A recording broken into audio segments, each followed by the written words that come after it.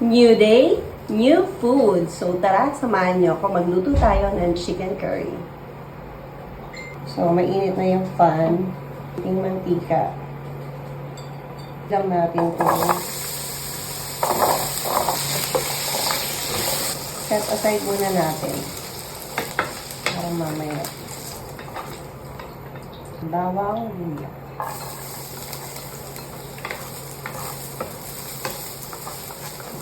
Chicken.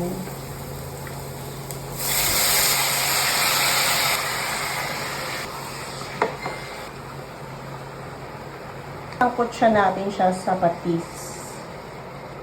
Ito.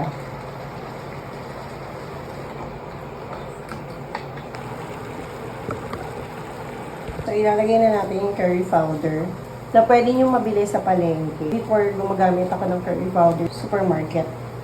Pero mas masarap to. Tubig. Ang secret para masarap is gata. Konting asin. Maliit kasi yung lutuan ko. So, okay na to. Ano ko nga yung apoy. Ilagay na natin to. Natin ng another 2 minutes. Okay na to.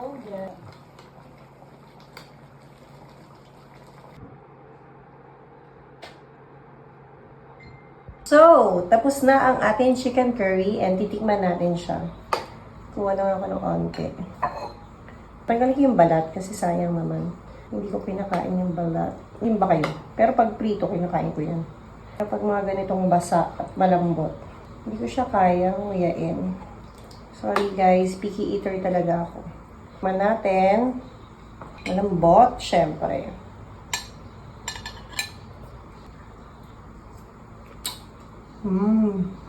Sarap.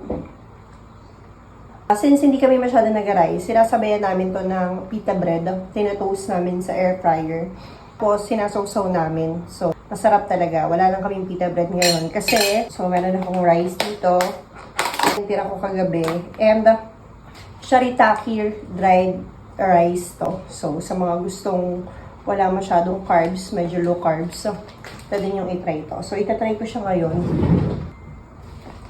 Try natin siya. Sarap naman. Masarap naman ang shirataki rice. Kaya lang, may something lang ako na parang sobrang lambot niya.